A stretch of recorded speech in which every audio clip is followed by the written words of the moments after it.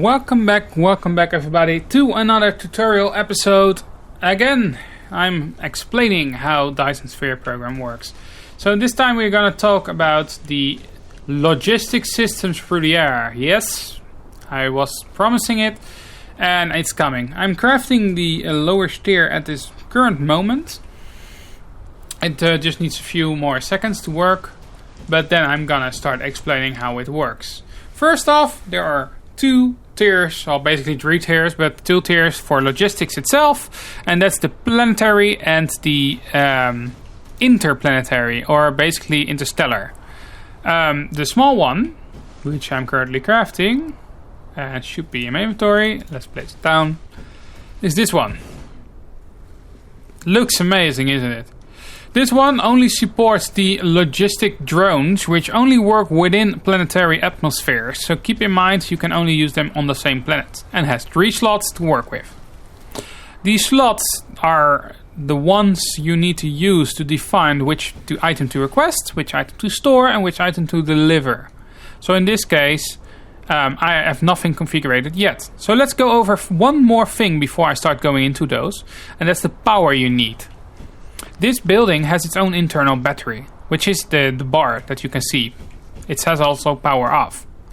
You need power in order to charge the drones to fly and get items, and fly and deliver items. If there is no power, only things can be gotten from this system by other drones that do have power, but they will not launch their own drones.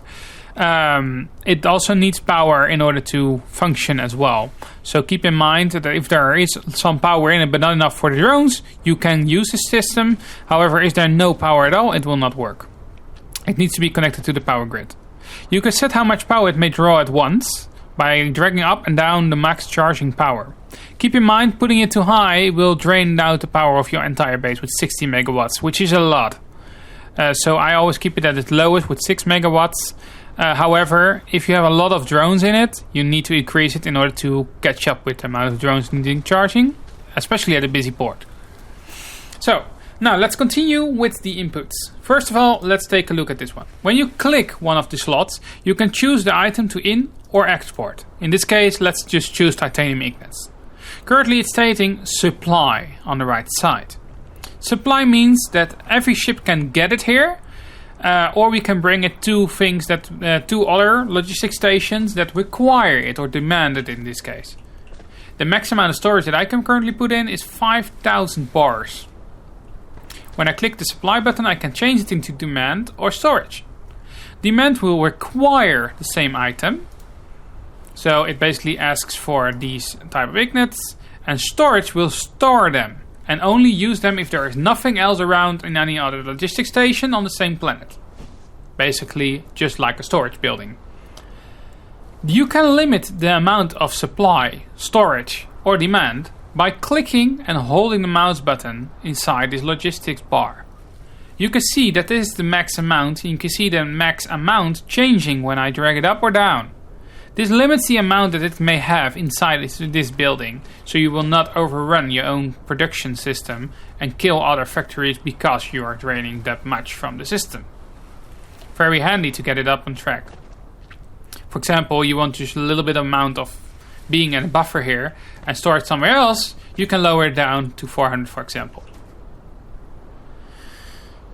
So you can do different things here. So let's just say that I will also supply those graviton lenses, and I will also supply those organic crystals.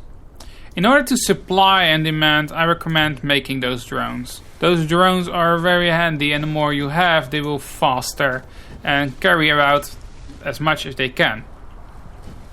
In order to put things in or get things out, it basically works almost the same like every other factory in your base.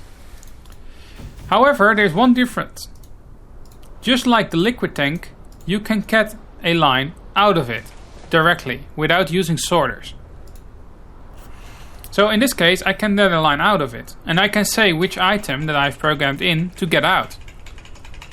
So if you use it as storage or as demand, you can get items out this way. Simply by dragging, clicking on the middle, dragging out, and pressing the tab to select which item to get out. If you do not select anything, it will not get anything out until you click the filter button. So let's just do it now. I've not selected anything yet. However, if I hold my mouse, you see a filter icon above it. And when I click it, I can still select whatever to get out. The same way works also in. But in, you do not need to select anything. So in this case, I have this storage here. I can zigzag. And as you can see, it doesn't work. Why? There are 2 more inputs here. Well, the thing is, if the distance is too high from this building, you try to center it out. My advice, a little bit closer, and then you can enter it like normally. As you can see, I do not have to select which item to go in. So in this case, I can, for example, put some bars in here. And when it has power, it will start putting the bars through. I seriously do not have anything like power with me at the moment. I'm terrible. Dang it. Why am I doing these types of stupid things? Forgetting things is not the best thing to do. Anyways, the power supply is one of the important things of a base or building. If you do not have power nearby, it will simply not work. So keep that a little bit in mind. So now we have power here, finally. There we go. And now you can see it's being pulled in, but also pulled out at the same time, because the filter here is set to getting it out. But you can also see a minus 100 now. Because some other building is asking for the titanium plates, it sent out one of the drones to get it out. As you can see here, one of the drones of my other logistic stations are getting the materials, and now it's empty again. Also, it's charging up this building, as you can see here. I made also some new drones so I can put them in, and you can see 7 from the 7 are remaining inside of this building. I can always manually put items in by holding them and clicking them, and now it's using one of its own drones to deliver the items to the other base. I can do the same thing for the other materials, but because nothing is requesting, it keeps it in here until something needs it. However, if I, for example, click another 100 in here, it will try to either request ship from somewhere else where it's needed to come here and get it, or it uses its own ships to deliver it, depending on what's available. So that's the planetary system. We have also one thing that's a little bit scaled up. Same tower, however, it has 5 slots to work with. It has a warp slot, and it has a new type of ship you can put in. The system works almost the same, so let's just send it to the titanium one. You can see now 2 buttons on the right side, and one is local and the other is remote. Local is anything on this planet, which I explained before. Remote is everything that goes from outside of this planet. So for example, now it's a remote supply, so things, factories and logistic stations from other planets may request items from these logistic stations, and will send out a ship to get it from the station or bring it to the station if it's remote demand. Same thing with remote storage. If there is too much somewhere, it will put it into here and only get it out when it's really needed and it's nothing here anymore. So that's how the remote thing works, but the remote thing also needs other types of ships. In this case, it requires these nice little bigger ones. These are logistic vessels.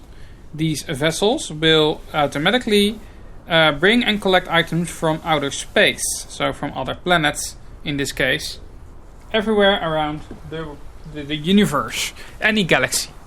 And if you want to go outside of your current galaxy, for example, like I showed you with warping before, you need these space warpers. I have some with me. And you need to put them in. You can put them in by a belt on the side of it, just like normally. You do not need to open an extra slot for it, but you can put a belt in it and it will fill up this bar over here with those warpers, which these logistic vessels can use for long-range transportation speed increase. Basically, they can warp to other galaxies as well to get rare materials that doesn't belong or doesn't exist in your galaxy, which is way more epic to do. Another advice that I can do is when you do not want to have belts laying around, use one of the input slots, set it to space warper, and set it to local demand and lower it down like to 100.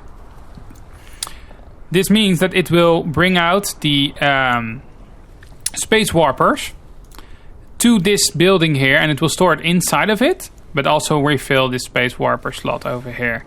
So there they are, already delivered by my base. And when they are delivered, they will fill up this space warp slot. Now there are 50 here, and it will also fill up the storage over here as well. Keep in mind, if you lower it down while there's something on the way, it will increase and go over the limit, but it will not fill until it's below the limit again. So don't think it's broken, because it's working as intended.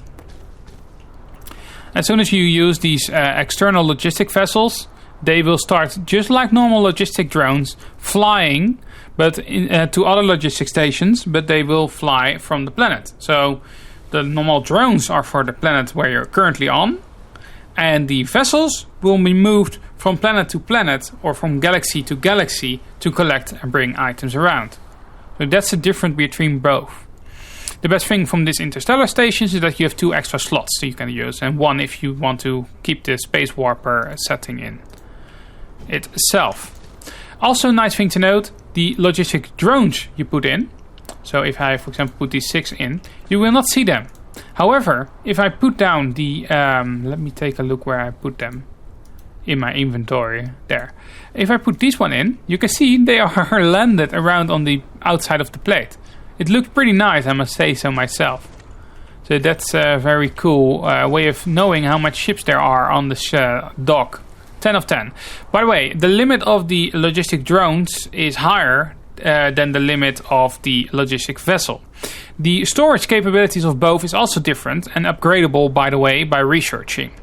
In this case, these ones with some research already done can carry 50 at once, and this one can carry 400 at once. So that's the difference. You can only have 10 logistic vessels on one of the interstellar logistic stations, and the logistic drones can be way more than that. So that's just how it all works. One big mouthful. So thank you all for watching, and I will see you all in the next one. If you want to have a certain tutorial about a certain aspect of the game and something you just do not understand how it works or want more explanation about it, please tell me about in the comments, and I will make a special episode just for you onto my channel in order to explain how it all works. So thank you all for watching. See you all in the next one. Good luck!